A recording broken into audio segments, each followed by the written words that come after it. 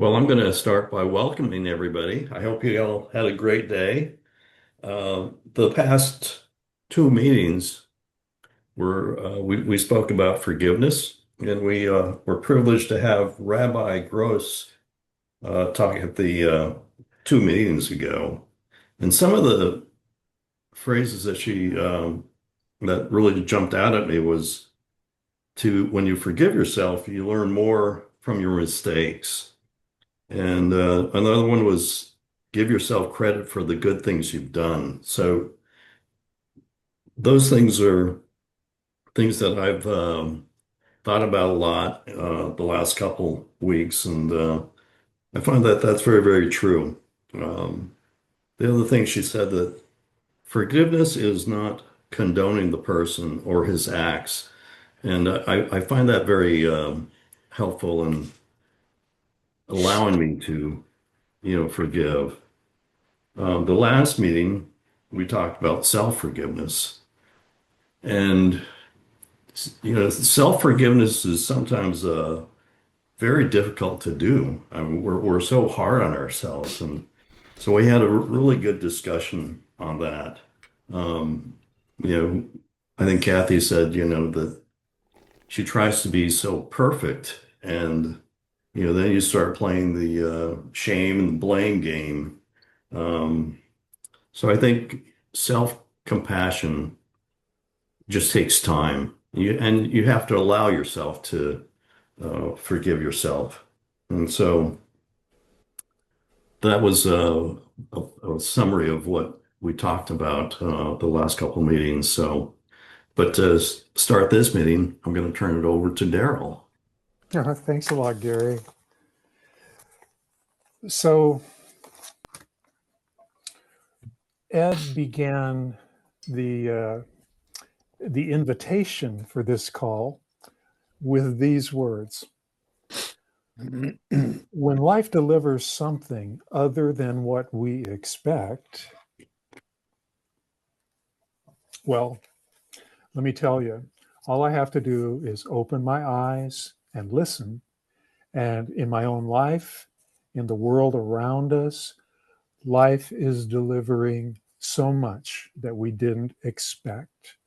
Um, eh, Important things, things that are meaningful to all of us, and much of it horrible.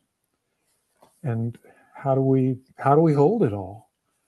The uncertainty, the discomfort, the pain, the suffering, our own suffering, and that of others who we care about, the anger, the despair and injustice. How do we hold all of it, or even any of it? In our Friday council meetings, we've been talking recently about this, and we've begun looking at it from the perspective of the ideas of a Buddhist teacher and writer and speaker, very well known. Her name is Pema Chodron. Um, and she wrote a book called Comfortable with Uncertainty. And here are some of the ideas that she has expressed. She says, the central question now is not how we avoid uncertainty and fear, but how we relate to discomfort. We get triggered by all kinds of things. It happens. And the way life is now, it seems like it happens more and more for me. We invest a lot of energy when this happens into how do we get rid of the discomfort? How do we get rid of the uncertainty? Or how do we avoid it? In doing this, ironically, we often increase our story or our suffering rather than improving the problem, because what we end up doing is taking something painful, something triggering that's happening, and it's enough that that's happened. But then often we end up starting to layer different parts of our own story onto that pain. And it's doing that goes beyond the pain and really starts to deliver a lot of suffering with it.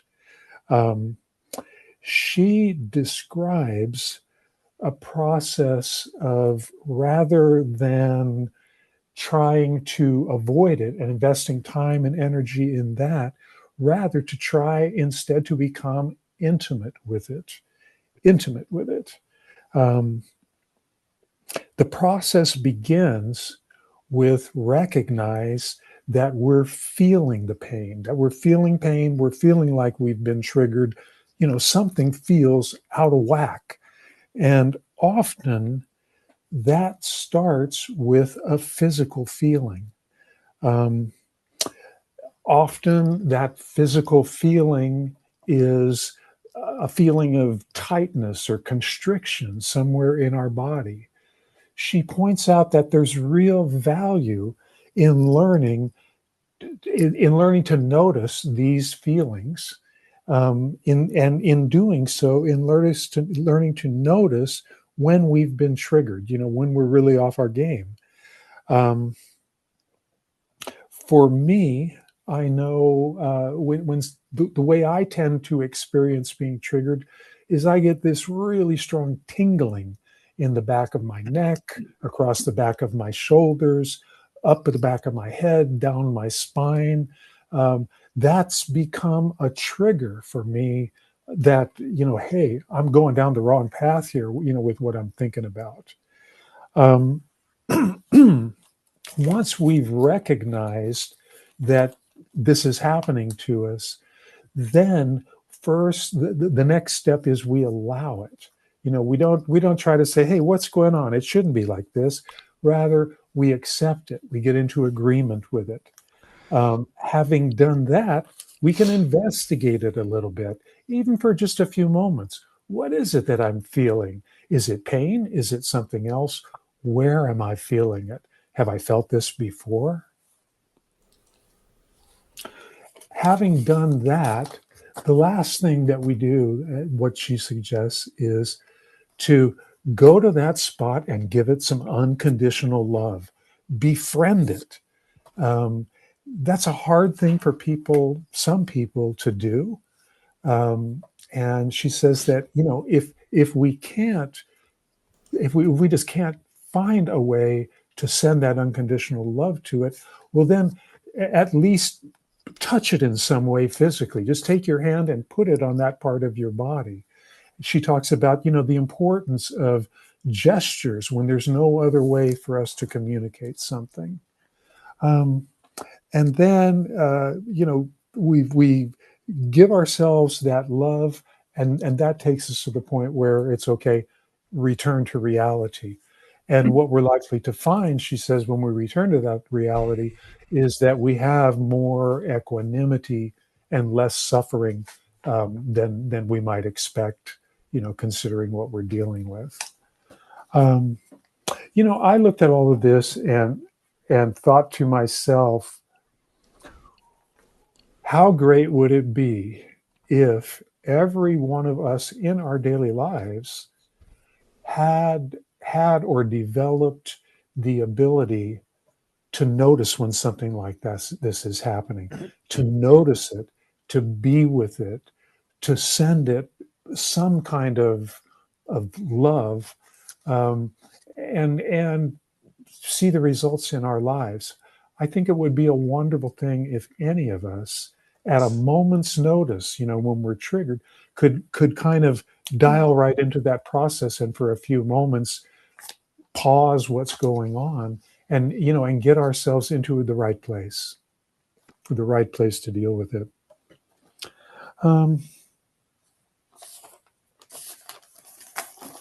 What Pema says about that further is, it takes practice. We have to learn to get our nervous system used to things that they're not so used to right now. We need to learn to work with what outer circumstances trigger in us. We need to train ourselves. Um, I would pose these questions to you, from that. What are the triggers that are showing up in your life about whatever's going on in the world today. How are you managing them? How do you respond to them? How do you create that pause to halt the triggering process that's going on? That pausing is a very essential skill. Pema says you have to want it. You have to develop recognition, what things feel like, where they are. You have to develop your ability to pause, your ability to send love, or at least to touch, physically touch the source of your discomfort. She says, quote, everyone needs a lot of time and intention and willingness to be able to hold more discomfort, to be able to lean into the sharp points that we find in life. And I ask, how do you feel about that statement? Mm. What does leaning into the sharp points of life look like in your life right now? Mm. How does it feel to even consider this idea? She says that pain is a direct experience, but then there's suffering. And as we learned in studying the kleshas and other things that we've covered in these meetings, the suffering is the storylines that we lay on top of the pain that's already there. She refers to it as unnecessary suffering. So again, I would ask, where is there unnecessary suffering in each of our lives? We're looking a lot at our relationship to discomfort. What about our relationship to comfort? She says that's important too, in the sense that we need a comfortable place to go to at times in life every day, a place where we can, chill out a little bit and let our system rest. She says we need to be able to abide, to live with and hold more pain than most of us realize that we can. She says that although we need a comfort place, the comfort place is not where we grow. Growth happens where we're uncomfortable. So again, I ask, is there a place in your life where you're experiencing growth through abiding with pain, or a place where you're running away from it? What is your comfort zone when your system needs a rest? So I lay all of that out for you, and with the invitation of, you know, let's talk about it. Let's look at these questions in our own lives and any other thoughts or feelings that you have about this. I'll say, in my own experience, because I've led a few rain meditations and have thought about this quite a bit, I started a little while ago trying to include this process in my life. And I find, as I talked about mowing the lawn, uh, in the process of mowing the lawn, I tell the little stories to myself, often critical stories of others. And I just find, it's like I mow for 20 yards and then I have to stop and go through this process to stop myself from whatever, line of thought I'm just kind of falling into. And I find myself just doing this again and again and again and again as I go through each day. I mean, I wish I could say that there aren't as many times that I get triggered, that I don't even have to deal with this stuff. Well, I am not even close. I mean, I don't feel like that's changing it all for me.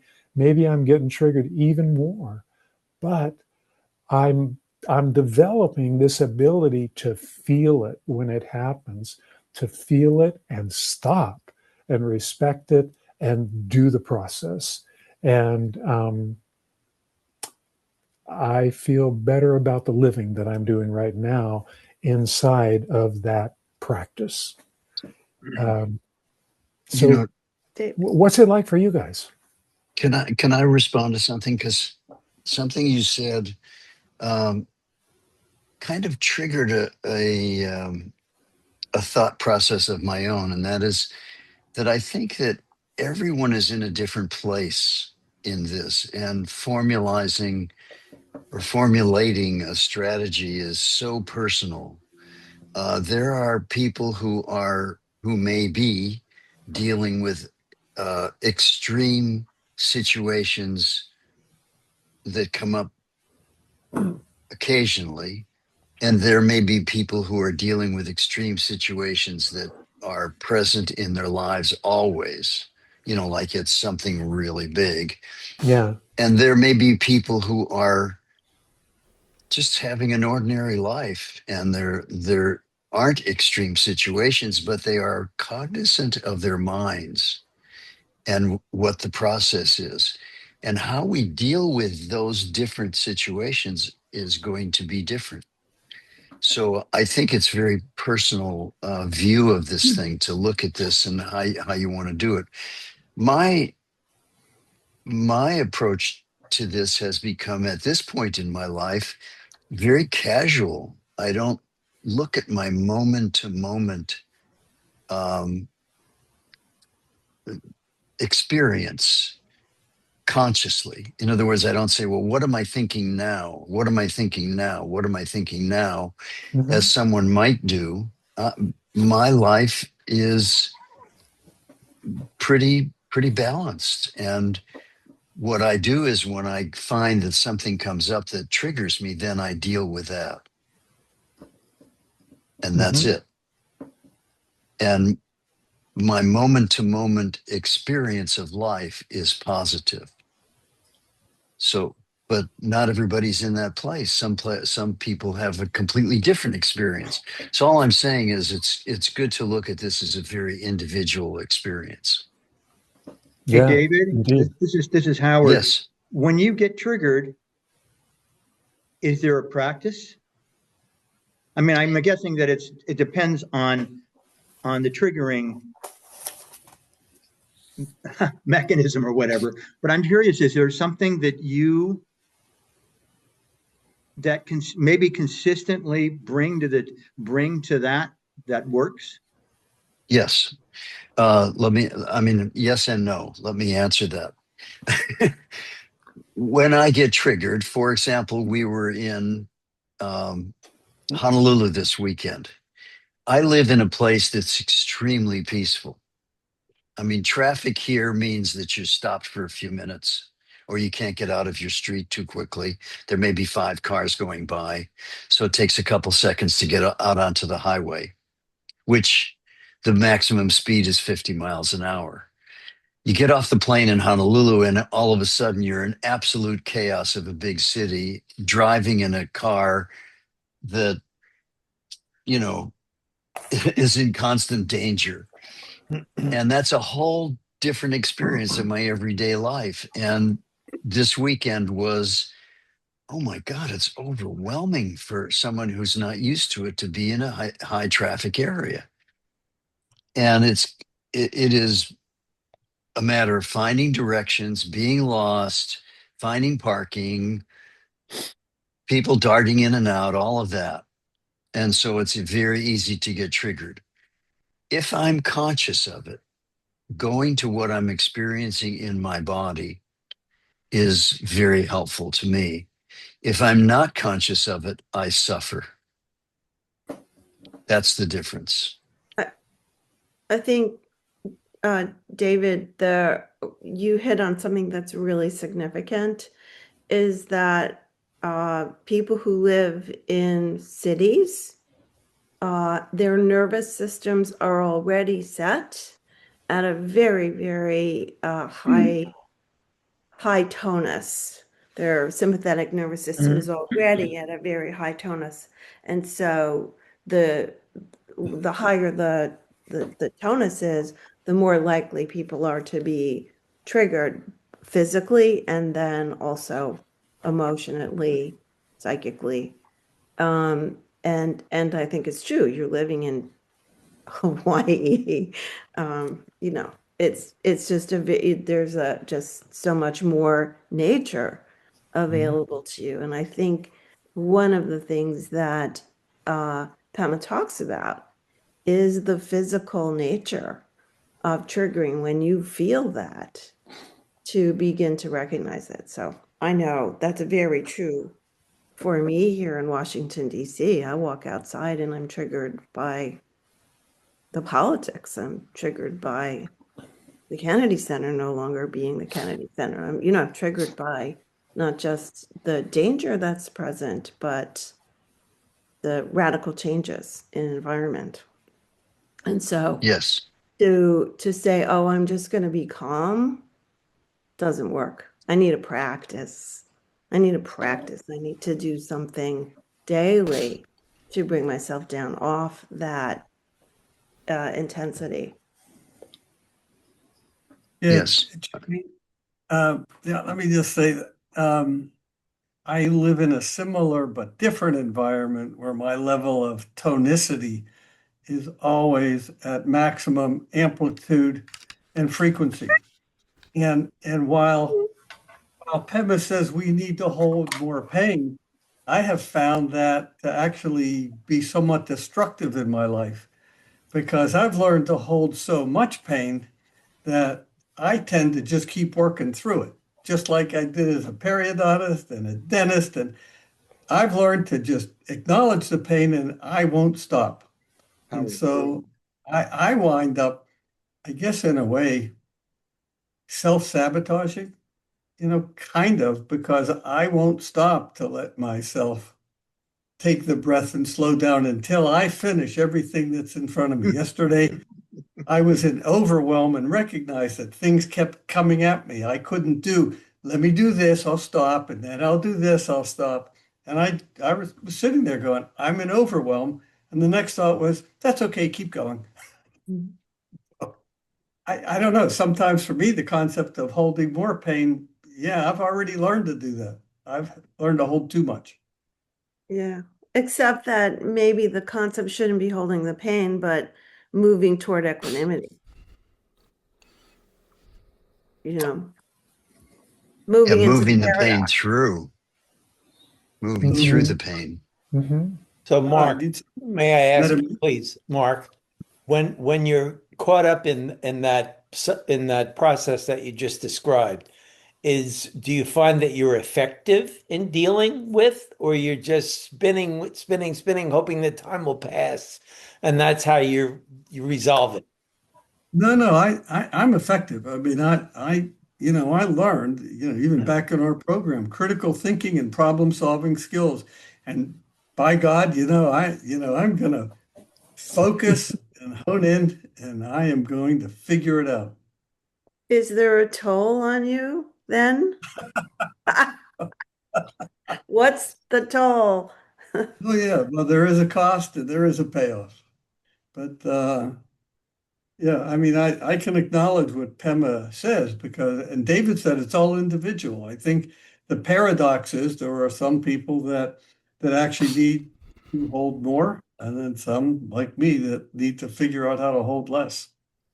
Mm-hmm. Well, I will say that people who have experienced a lot of early trauma generally have a more difficult time paying attention to what's going on in their body because there is a tendency to split away from that. And it is for many people, it's so subtle, they don't realize it. So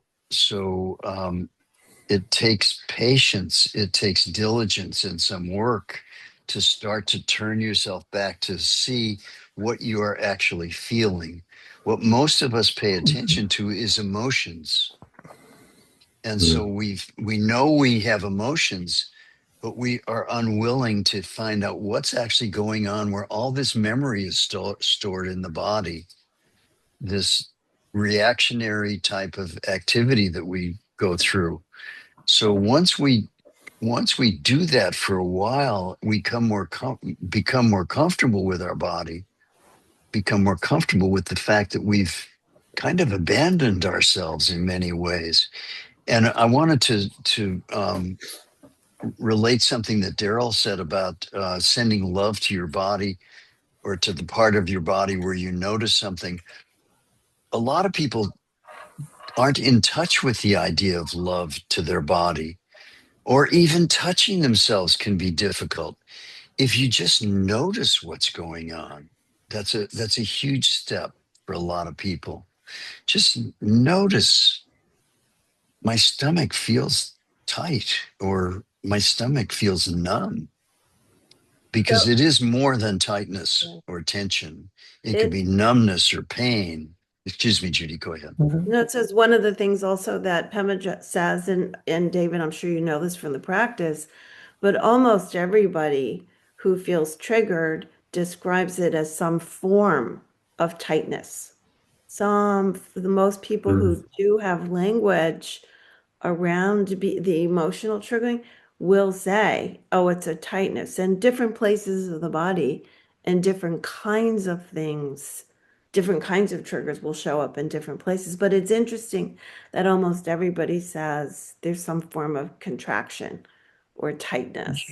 You know, I agree with that. And yet there are people, and many of them that I've worked with, where they've had, for example, in sexual trauma, where they have no awareness of feeling at all. They feel numbness or nothing, particularly in the lower areas of the body, where there may be no real awareness except they're depressed.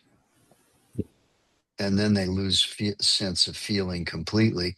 If they can really be gently brought to that, or if that's happened to you, if you can really be gently brought to that, just noticing that there's numbness there, somehow that will become more enlivened by its own uh, awareness. So that can be very helpful. Mhm. Yeah.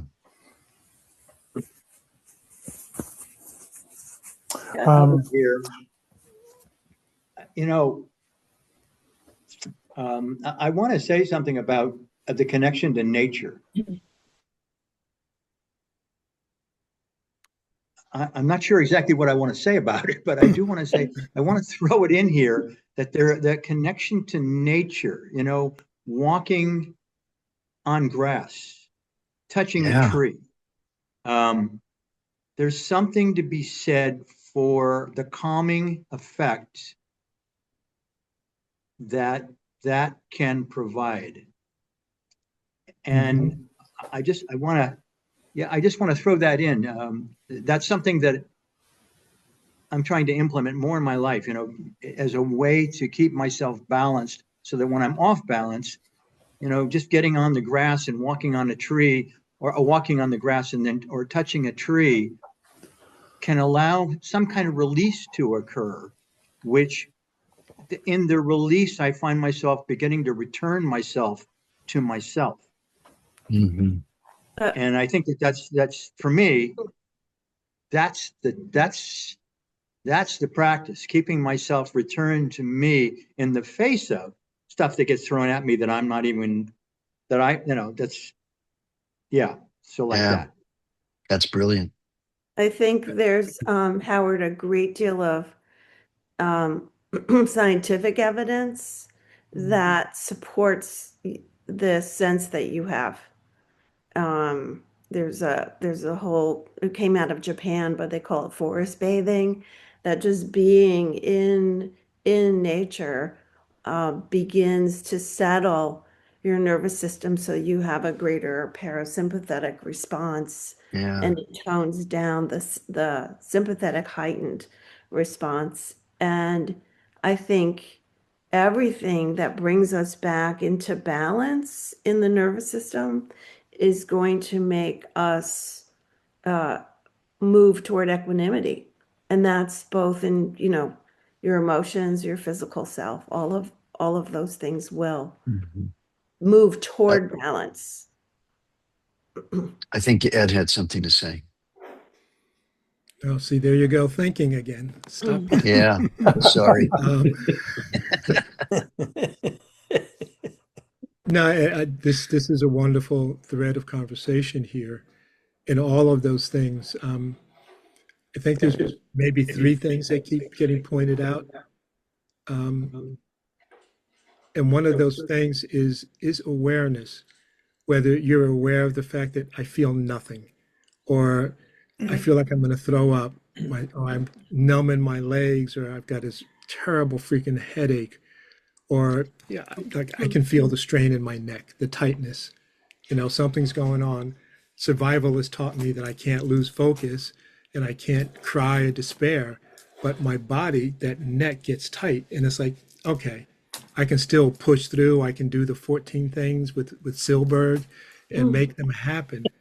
But whatever the condition is, it starts with the awareness of it. And sometimes the awareness is as basic as I don't feel anything. This isn't bothering me, or this is something that I'll handle later. And from that awareness gives you the chance to employ the tools that we've been talking about here, that we've been looking at, session after session. And that's the big P word, which is practice. You have to practice, and stuff's going to keep coming at you the whole time you have a heartbeat, and maybe a brain cell going on there, because that practice has the embedded benefit opportunity of becoming habit. And once it's a habit, it doesn't say that, oh, I'll never be triggered again, or things won't matter, or I might be sitting in a pile of garbage, but I smell roses. The habit is the thing that gives you entree to be able to deal with what's coming and what's there, more importantly, what is there, and how not to put that second arrow in your heart. Or if you do, to not put it so bloody deeply, or keep gouging it in there, and facing our vulnerabilities, facing our fears, facing unknown. And in plain English, there's a shitload of stuff we're just not going to know. My Zen teacher says what's most intimate is the unknown. And we're going to hit that, but there are things to deal with that. And sometimes it gets easier. Sometimes it gets worse. Sometimes I'm sitting there going, you know what? I got to go get a glass of Cabernet Sauvignon and maybe pull out a reference book and see what the heck am I missing, or watch a Netflix movie because it's just not working through. But all of those things are there for us to be able to apply. And even when I had an occasion the other day, and I got triggered by something, and I saw it, and I was like, oh, okay, I got that. I recognized the trigger, but what I didn't do was sit with it for a moment. And a couple of other triggers came through, which were monstrous. That first one, because I'd been down that path before, it's like, okay, I recognize it. I felt a little bit of tightness, but I could let it go. But letting it go opened the door for something else to come in, which got me into a freaking emotional mess. But still, those things can be applied. And it was a matter of actually doing what we've said, like applying the kleshas, and sitting with, what Pema Chodron said about, facing that pain, embracing it, and not condoning it or saying, oh, it's okay to suffer, but having something to do to deal with it. And that's part of what actually allows an elder-oriented growth, which applies discernment. And then discernment is the thing that gets you that access to wisdom. And how do you implement those things, and being able to say, okay, this is something I'm just not going to bother with because it doesn't need my 2.5 cents. Or here's something I really need to go back and look at.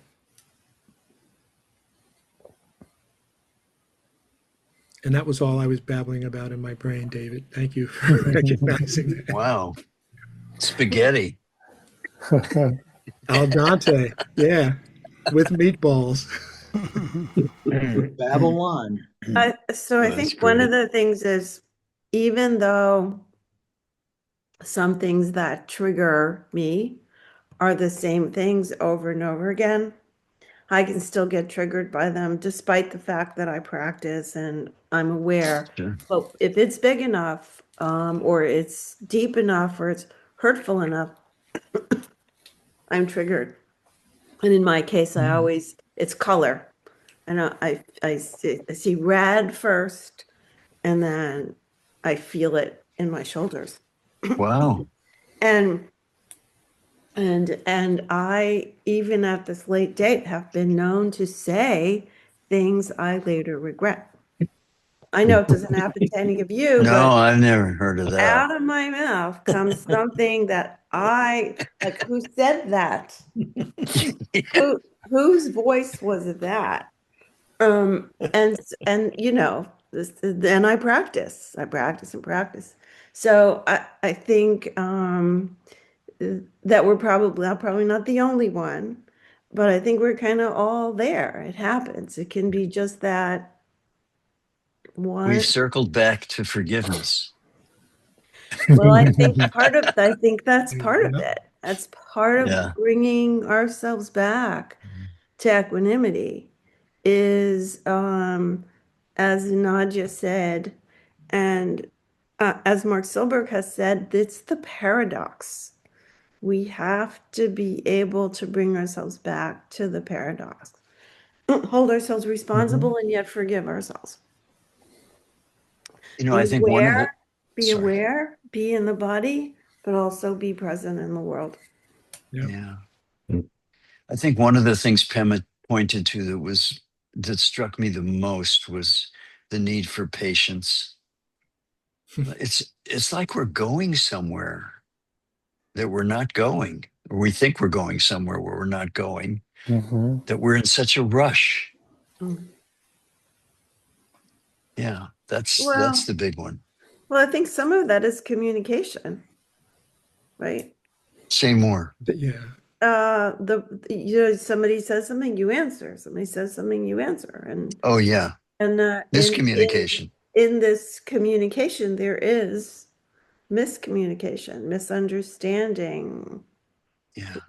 People say things that others interpret not how they were meant, right? And then this escalation of interpersonal stuff becomes a busyness, a force, a drive. Or people say things they don't really mean. You know, that's just as you mentioned, that's a big one. Yeah. It happens. It happens. Or because there's no feedback when something gets said, someone will interpret it in a way radically different from what you meant. Right. Right. You know, And so just a minute ago, Ed, you alluded to the parable of the two arrows. I think this is the other really large part of this is that when something occurs that triggers you, what do you do with it? Do you have a story that you immediately link? And is that the thing that upsets you, that gets you off? Yeah. And I know that's true for me. Judy, that's also true for me. If if something makes me feel uncomfortable, there's a story behind it, and I've gotten into the practice. Brene Brown, I've read some of her books, but she described the situation for herself, and she had created a whole story, and so she then shared with her husband, the story I'm telling myself is that you XYZ 1, 2, 3, and that's been really powerful for me as an exercise.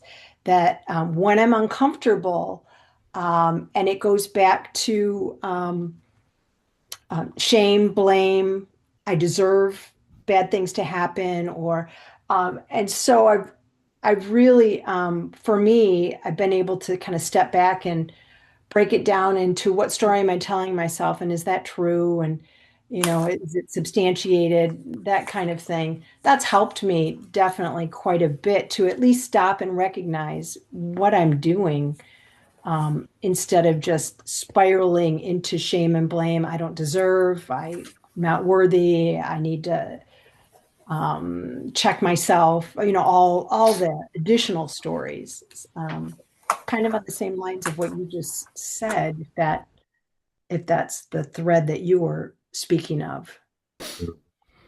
Yeah, this is Howard. Hi, Mark Cooper, I see you on my screen. Uh, anyway, so I was driving about a half hour ago, and I go slow in my car, about 25 miles an hour. And some people don't like that. So I'm driving in this lane On the highway? no, on a road. Yeah. Just kidding. It was, well, it wasn't a highway, but it was a road. And what they've done here in Seattle is they've made room for bikes. And the way they do it is they put a bike lane on either side, and then they have a road in the middle that's designated for people to either pass and then on the right of that center lane is the lanes that go north-south or east-west. So there's 3 lanes. And so I'm driving on the right lane heading north at about 25 miles an hour, and it's a 30-mile-an-hour zone. And this guy is kind of like on my tail, and all of a sudden I'm feeling heavy, triggered, like somebody else's consciousness is occupying my head. And interestingly enough, and I was looking to see, is it another driver, just to be safe? And all of a sudden, this guy pulls out on the right-hand side and passes me on the right. And it was like I got pissed off. It was like the guy did something dangerous. And I wanted to share that story with you guys because that's another, for me, it was an instance where I reacted like what the fuck's going on here? I apologize for the language, but I guess that's what I wanted to mention, that because we're talking about triggers, but I wanted to share an incident. You can see in that experience, the triggering mechanism, not necessarily for me. In this case, it was coming from a space that I wasn't aware of. And how I dealt with it after a while was, I was pissed off, and then I honked the horn. and then I watched him because he came to a stoplight, and I know he was going fast and he had to stop. And I just said, and as I said that, somehow I returned myself to myself. And I don't know how that process works, but I wanted to share that with you because that's an instance of, where the world all of a sudden throws something you're not expecting, and there's the trigger. And how do you deal with it? And it was a car deal, and it wasn't about communicating an upset. It was like, I'm dealing with real world. So anyway, there you go. Well, did you feel bad about the emotional response that you had from being triggered? Hang on. Did I feel mad about, do you mean, did I beat myself up for having it? Well, I mean, when you had that emotional response, when you had your WTF moment, did you just accept that, or did you feel bad about it? Oh, or did great. you What look happened? Did you feel revenge? Did you want to go, what did you want to do? Yeah. Did you throw anything? It was pissed off. I honked my horn. You pissed And yourself. what I honked my horn because what he did. Because you didn't have a gun. I had an interpretation. Listen, I have an interpretation. That's what it is too. I had an interpretation that we're supposed to drive in a way that's safe. And when somebody doesn't do something that's not safe, that can be dangerous. And so my interpretation is, like the guy's on the right and he has to get someplace fast. Why does he have to get someplace fast? And it did piss me off. It was like, what is going on here? And I lost it for a few minutes. I didn't think of it like as returning myself to myself. I think I just I realized, actually, I don't know what I did I don't know what I did, but I was able to let go of it. And sometimes we just need to have that experience to get it started. I'm sorry, Judy, go ahead. No, I was just going to say it's a classic triggering experience. Yep. You have a should. He should not do this. This is not how the laws are arranged. He broke the chain of appropriate behavior. He should not do this. It Well, shouldn't that's the be this way. interpretation in my head, though. I mean, I've learned that, so it's Correct. interpretation. Correct. And then you had a story about it. Maybe he had someplace to go, but he was unsafe and he could have hurt me. And, so then there's a story and you've linked to that. And then you had an emotion, which was honking the horn. You must have been angry enough to honk your horn. You were thrown off of your normal I'd say equanimity. So you that's- honked the horn. For you, that was a pretty major gesture. Yep. Imagine you're not a regular horn honker. And then you need to bring yourself back into equanimity, but you still had a story about it. And this is absolutely classic triggering flow. And So actually, I wanted to share that because I know we've been talking about the word trigger, yeah, but it's like the way that I'm hearing it is we're talking about it as if it's so we're not mentioning it. What is it what is the experience of triggering in our bodies when it happens? It's almost like we're talking about it and skipping that point. We're skipping over that. so what did you feel when this guy passed you on the wrong side? No, I think I already answered that. Yeah, but that was my reasoning for part of my reasoning for sharing what I shared, because I think that we're not and I'm listening and I'm hearing people talk about the word trigger as a word and the description triggering. But when I'm not hearing us talk about what happens when you get triggered. What is it when something happens and you get triggered? Where do you go?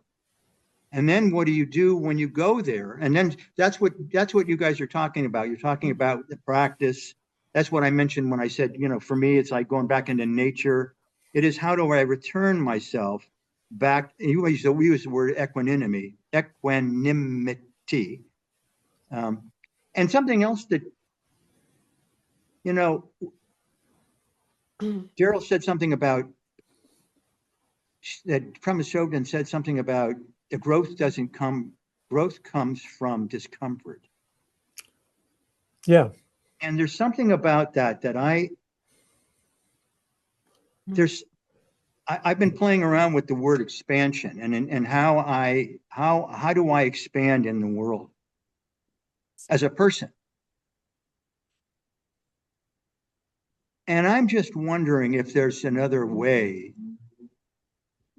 I don't know if I just don't know if I totally subscribe to that idea. It's a way of that it's a system that I'm living in that's the trick, how can you hold more discomfort? Why does it have to be that way? Why is it that we have to have discomfort to grow? And so that's one of the questions that out of what you're sharing, I'm wondering about. Why do we have to have that sense of discomfort as a way to expand ourselves, as a way to grow? Is there another way to do it? Or maybe there isn't, but I was just wondering about that. Good question. Okay. Yeah. We could Anyone talk wanna a take that lot one? about that, but I want to leave time here for what we have next, which is Judy leading a short meditation for us. So let's go ahead and move to that. Okay. Well, So can we, I just want to please do. posit one thing. Can we not just, that's a hot potato.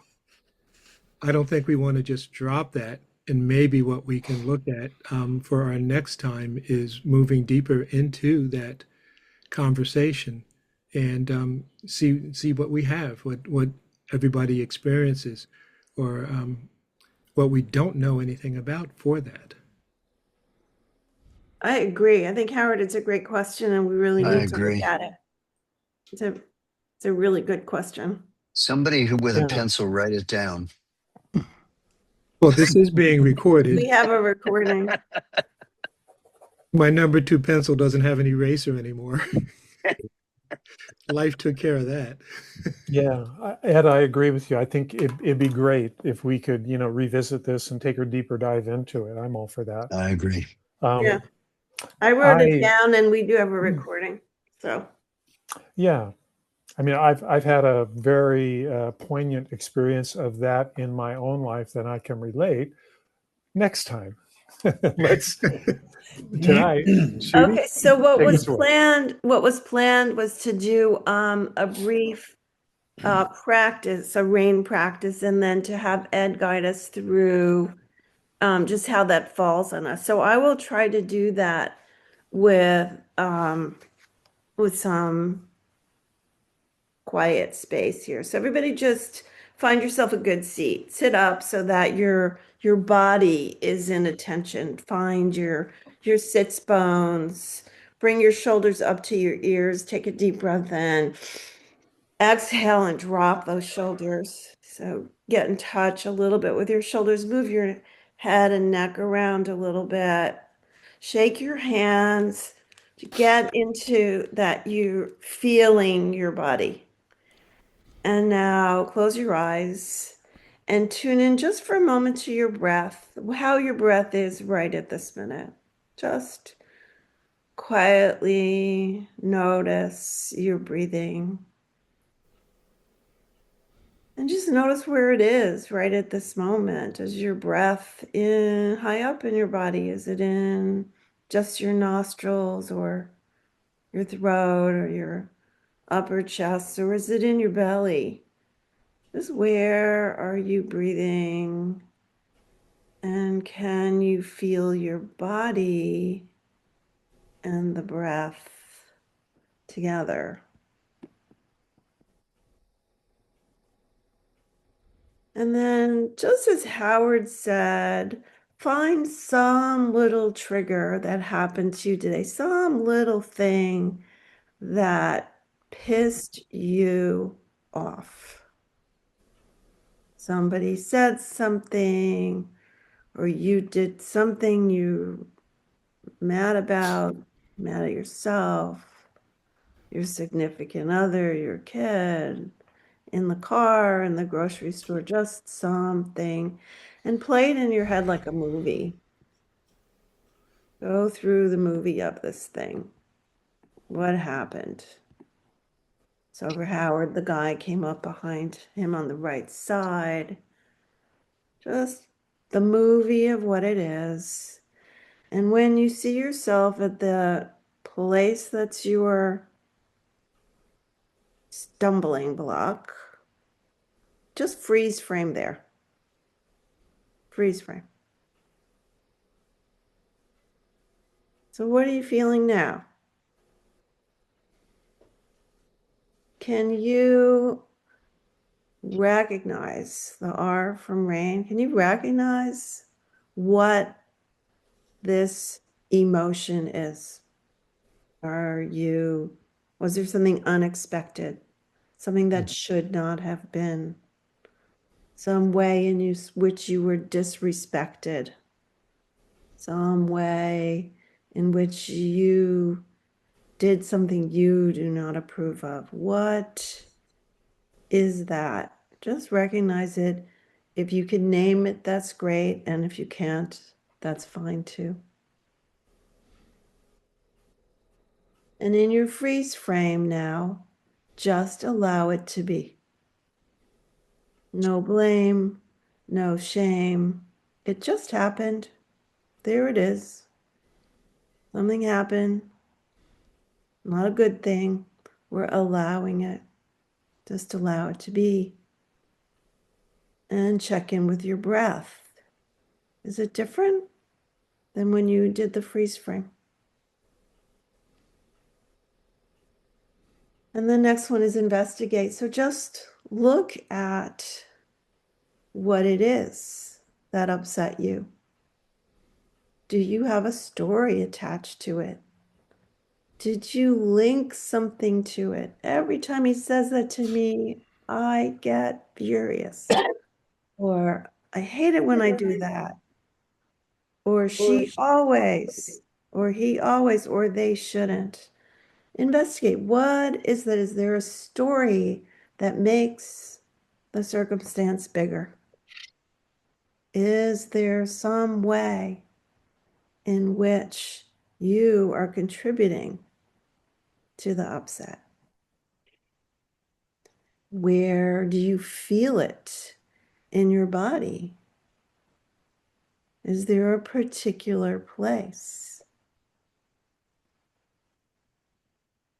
And now we're moving into the end, the nurturing or the nature or the never mind. And that is, if you can feel the discomfort in your body, you can place a hand there.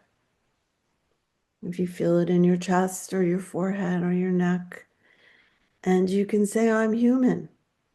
This is okay to feel this way.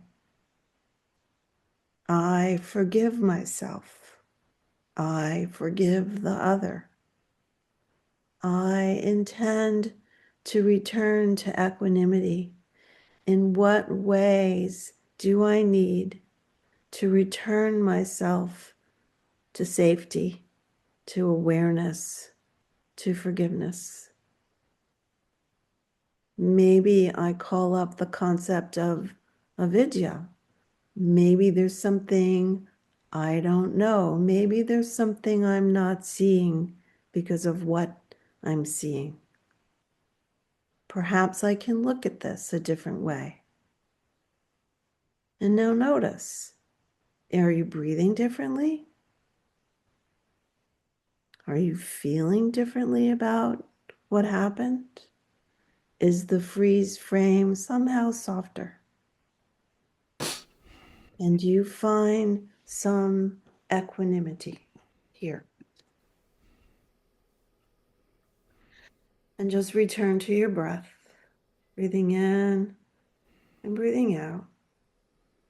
And just noticing how you have the capacity to bring yourself toward center. So bring your hands together, rub them, place them over your closed eyes, and just take a minute to feel where you are right now. And withdraw your hands from your face and arrive. So, Howard, that's a practice I do regularly.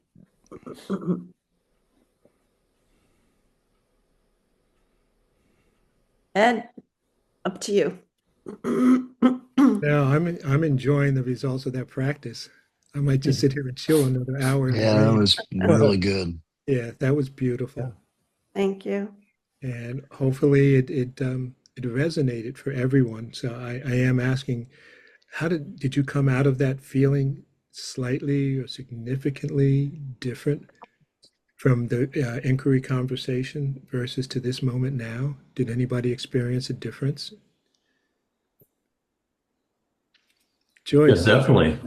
Definitely, Ed. I felt a little bit tense during the discussion because I was thinking about something that happened today that triggered me. But, with the meditation that Judy just went through it, I could just feel the tension release. And Mm. I'm kind of like a melted ice cream bar in my chair right now. Good. We'll send over some cherries for you. Okay. Need ice cream Joyce, you were soda. going to say something. Yeah, I've had a particularly stressful day today with stupidity, I'll say. And right now, my shoulders, I'm just so relaxed and my head is clear, and I appreciate it. Thank you. It's perfect. Great. That's perfect. And Howard, as Judy started to say, just following that rain meditation is a partial answer to your question of what do we do with that experience? It's something that can be applied. And I think it's great. Judy said she does it every day. There's times when I might do it twice a day. Mhm. Still being human, unfortunately. Mhm. But All this relaxation makes me nervous. David. that's good. Maybe we need to work on maybe we need to up your sympathetic nervous system, David. Maybe I you should think be calm. Yeah. Yeah. Ed, what I noticed, by the end was that the trigger had just disappeared. Okay. That was like not even close to my consciousness by the time we finished the meditation. So did anybody or everybody feel this as something practical? Yes. Sure. Well, great. If there's no other takeaway than that, that's huge. Yeah. And I want to make a point too that what I'm seeing in my own life is that you can take minutes to go through a sort of a formal process, but in the moment it can also happen much more quickly Yeah. than that. I mean, the way it seems to be working in me is that I'm resolving things over the span of several moments instead of minutes. And so in that sense, I think, I just want to say it's it's an approachable practice. Excellent. And that's a takeaway that we Yeah, can yeah. Joseph? I just have to say, three of us are wearing the same colored T-shirt. What what's that about? David, you explain it. Yeah. It's funny you should say that, because when we came on before you entered, Joseph, I said to Daryl, I love the color of your T-shirt. It's just, and then I didn't realize that you have the same color on. Yeah, it's sympathetic action. Yep. Great. I think Mark Cooper, Yeah. have you got some words of wisdom for us? I have a summary, and again, you have to understand it's through my interpretation. Doesn't mean it's true. It's the way it occurred for me. The first thing I saw was that triggers are already always there. They're embedded. They're automatic. And the opening of this whole conversation was to be able to recognize, discern, be aware of, get conscious about the mechanism of your triggers. And I thought that was well done. Daryl opened with the expectations unfulfilled and noted that they lead to upsets, anger, and despair. And my experience with upsets for myself is when one upset occurs, it brings up an entire chain of the upsets behind it. And then he brought up the distinction, unnecessary suffering, the one that you bring on yourself, the one you heap on to make it feel worse. And I thought that was pretty clear. David spoke about how he is about it now, and I think it's an elder perspective that he can be in the moment and then notice it's going on. And then once he notices it, he can let it go. And Judy, what I heard from you is that there's also the whole area of the field that you're in. And you talked about this, someone talked about the city and how that feels. And so I am in a direct experience of that because I don't like where I live. I have a real hard time living here. It's crushing to me, but it also means the divorce if I follow the other areas. So that's, and I can't afford another one at this point. But it really is toxic for me, and I don't know what to do about it. So I'll end, my last piece will be about confusion, because I think that's what happens for people. Once they discern it, once they see it, then they get somewhat confused about what is the appropriate action to take. Your models and methods are more bodily or systemic. You know, I'm a head guy, and where I go is to, how I notice I'm triggered is to notice the flurry of thoughts that are going on that make no sense at all. There's the thoughts are angry, the thoughts are mean, the thoughts are vengeful. They're there, and then I notice what it does to my well-being, and I'm able to notice that from a point of being at ease with myself, or being, for me, it's self-expressed. If I can't be me in my speaking, then I know it's off. Judy noted that a lot of the triggers were should and shouldn'ts. That was the source of it that she noted. And this, my notes, Solberg was talking about his self-damage. When it happens, he continues to pile it on, and he'll, work his way through and be, no matter what, and be directed, not be at peace, be directed. And he didn't quite bring out all the costs and payoffs that are associated with the bullying through. But what I noticed from that is usually my costs are I get to be right. I mean, my benefit is I get to be right about everything. So I'm triggered about that. David came back and talked about his ability to notice, to discern, to be aware of when it's going on at the moment. And for him, it shows up in the body, and he gave some examples of that. Howard spoke about the going into nature, and that's his yoga. That brings him back to an equanimity, a sense of self, a sense of his original self, actually. And that allows him to have a duality between where he was from and where he is now, so he can see it from the outside in, his triggering mechanism. Kathy talked about the story behind. I thought that was a great distinction. What is the story that I'm telling myself that potentiates the trigger and its aftermath?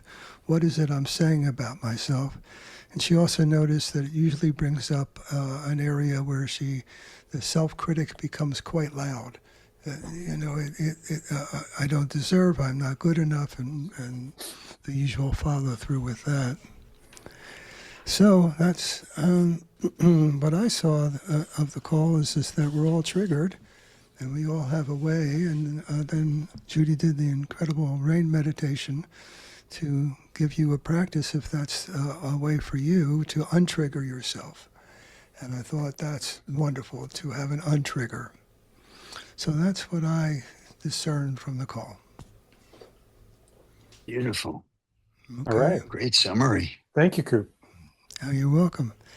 And what I also notice is that after I see it, I go into I usually jump into what should I do about it?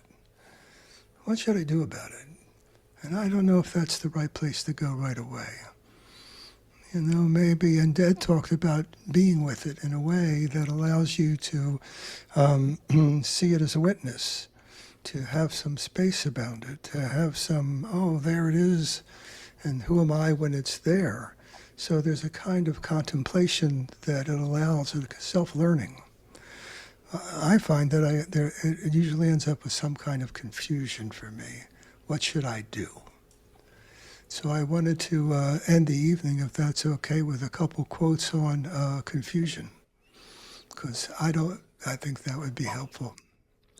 So this is from Michael J. Gelb, one of my good friends. Confusion is the welcome mat at the door of creativity. Yeah. My teacher once said, confusion is the last stage before enlightenment. And if we could hold it like that, then it's okay to be confused for a while. George Saunders said, "Don't be afraid to be confused. Try to remain permanently confused. Anything is possible." that was great. Yeah. John Dewey said, "The origin of thinking is somewhat perplexing, confusion or doubt." On the Edward R. Murrow said, "Anyone who isn't confused really doesn't understand the situation." I love that.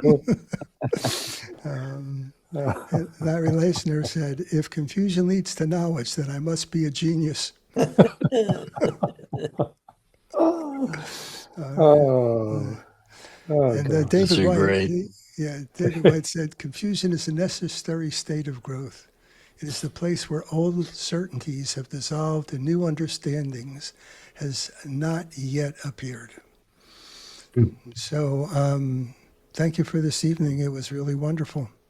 And so let's close right now. Is there anything anybody else needs to say to be complete? I think we're done here. Nice, very nice summary, Mark, and closing. Appreciate Yeah. that. Yeah. Okay. Good. Thanks All to right, everyone. everybody. Thank you, Namaste. everyone. Thanks, Thank everybody. you. Bye-bye. Yes. Aloha. Thank you. Aloha.